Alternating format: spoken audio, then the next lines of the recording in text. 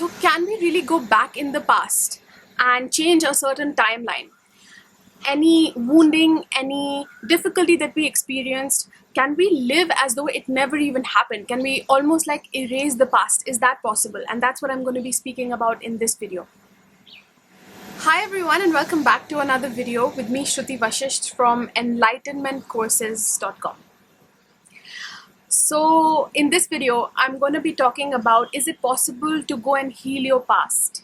And the answer is yes. And I'm going to tell you exactly how to do that. I'm going to give you 3 steps that you can use to change your past. And this is really, all about timeline healing. So we have different timelines. Like, for example, the human thinks that the past, present, and future exist. And as long as you believe that, within these realms of time and space that we live here on Earth, as long as you believe that it is true, you are experiencing that as well. Of course, our higher reality, our higher self experiences timelessness, and we always are. There's only the now moment. So both realities sort of simultaneously exist together. If you believe that the human exists and the spirit of the human exists at the same time, so both these realities can also be experienced and exist at the same time. They don't have to sort of cancel each other. It's kind of like within eternity, within stillness, there can also be movement, but the overall thing is still, just like deep water, right? Like on the surface it looks calm, but it's very deep inside and there's turbulence inside. So both exist. So without making it too complicated and metaphysical, how do you change your past? I'm going to give you 3 exact points today. So stay tuned for that. If you'd like to watch that, then keep watching and give this video a thumbs up. That's how I get to know what kind of videos you'd like to watch from me. Subscribe if you're new here, and know that I have inner child healing services. So if this is something that you want to do in your life, then I can say that I'm an expert at it. I've been through my own healing many years ago in 2012, and now I teach it, and it's just really something that's so powerful. It can change your whole life. So whether you're doing this by yourself or you're taking some help, I hope that these points at least will help you out. And I have all kinds of other services as well, and courses, online courses that you can study by yourself. All of them will be in the description below. Also, please note that all of my manifestation courses on shrutivashist.com are on 50% off right now. It's only for a week. So please check them out below. They're relationship courses, how to manifest your soulmate, a specific person, how to open your intuition. All beginner level courses, beginner to any level. And check them out also below this video. Okay, so how do you change your past?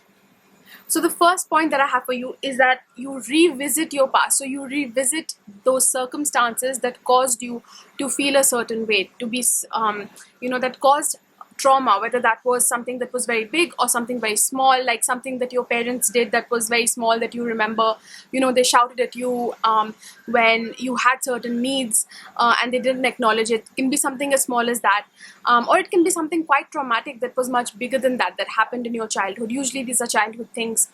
And really, if you believe in past lives, they come from our past lives, those same patterns. And then in early childhood, we sort of experience them because it's that same energy that wants to get healed. So it comes up again and again in different forms until we fully address it. So the first step, like I said, is to bring up the same emotions in the body that you experienced then. And I know that this sounds really daunting. It sounds kind of dangerous, but it's not, especially when done the right way. So this can be done through visualizing or revisiting the event and hurt. So you can close your eyes if you're used to meditation. You revisit those same circumstances. You go deep within your body and you bring up those emotions again. And in order to bring up those emotions again, you can see that person, like let's say it was an abuser, so that person or that same circumstance happening, like an accident or whatever it was, big or small, or something that somebody said to you, and you bring up those emotions.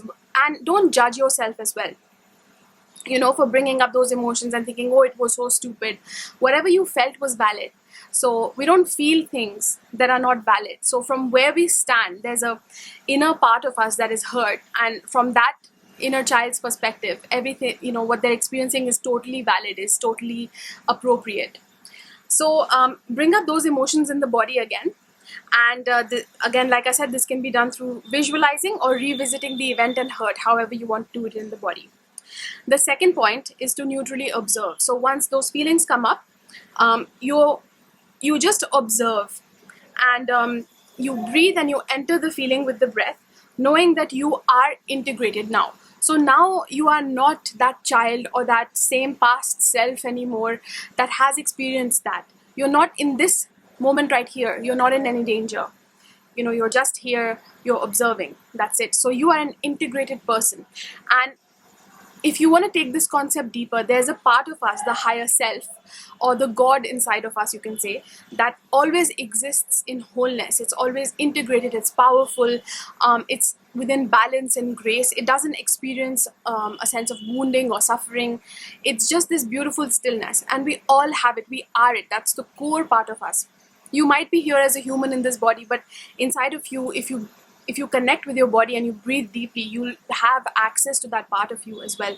So this can happen through breath, through deep breathing. You will access that part of you. So even when those emotions are coming up in your body, when you keep breathing deep in them, you will access also this deeper part of you that is always still, that always knows that all is well. So it'll be this vibration of all is well. You'll feel like all is well, no matter what is happening. So at the same time that your inner child is going through turbulence and those old emotions are coming up, you keep breathing in it, and you'll access that deeper part of you will open up. That is the higher self that knows all is well. It's okay. Let all of this happen. Let the inner child express itself, whether it's fear, whether it's frustration, whatever it is. So enter, knowing that you are integrated, your higher self, and simply observe, don't judge. This is very, very important for this practice to actually be successful, is that you don't judge the emotions that your inner child is experiencing. And the inner child essentially is just that part of you that got stuck from the past. It's like a child that couldn't help what was going on, and it felt victimized, you know, it felt small. And you are going in as the adult, as the integrated self. So you simply observe the child just like you would see any child going through those fears that we think are little, but they're valid for the child. So you simply observe without judgment. That's it. You just have to observe and allow the child to act out, do what it's doing, maybe show it some love if that comes up spontaneously from within you. But it's about maintaining neutrality and non-judgment and just observing. The third point, the third step, is to just allow. What do I mean by that? I mean that your body is going to do the healing on its own. You don't have to do anything. You don't have to think mentally, okay, this is this step, then next. Once you've done these two things, that you've just gone, essentially brought up old feelings, gone within the body, and just observed without judging, then healing will happen on its own in the body. So when the mind comes up and all those old thoughts come up, what's happening in the body right now? Is it working? Is it not working? Am I doing this right? Just come back into that stillness, because the body has intelligence and the body knows exactly what to do, exactly how to help you to heal, how to come into wholeness. You don't have to do a thing. You just have to maintain that stillness. That's it. So so the final step, basically this step, is to just allow. You don't have to do the exertion, the work, the thinking, the analyzing. You just have to allow. That's it. Breathe and allow. So do this task a few times a week, this exercise at least a few times a week. It's not about just doing it just once for one incident that happened. And you may find that once something begins to heal, when you do it a few times, you enter the same situation, visualizing the same situation a few times. When it starts to heal, other stuff might start to come up, other situations from your past or other feelings that were unexplained, even if they weren't related to a particular circumstance or a situation. And it's okay, you do the same step, you allow the feelings to come in, especially because they are already coming in spontaneously. It's the perfect time to go in as the neutral observer and to just allow. So when you complete this process, what happens is that you've been stuck in a past timeline and you've really been identifying that this is my past, this is what defines me, because you went through trauma there, right? But when you're bringing in that neutral observer and you're simply allowing, you're integrating that with the present moment. And in the present moment, everything is well. Like I said, it's that feeling of all is well, all is whole. You're integrating that within this, and that's why then you are free from it, and it brings the experience of that this never happened in my life. So even though at one level it did happen, when you believe in the past, at another level it never really happened. It was just an experience, but I wasn't so involved in it. You see, it's like watching a movie that this happened, and it's a part of my life. It's a beautiful part of my life because it taught me this wisdom.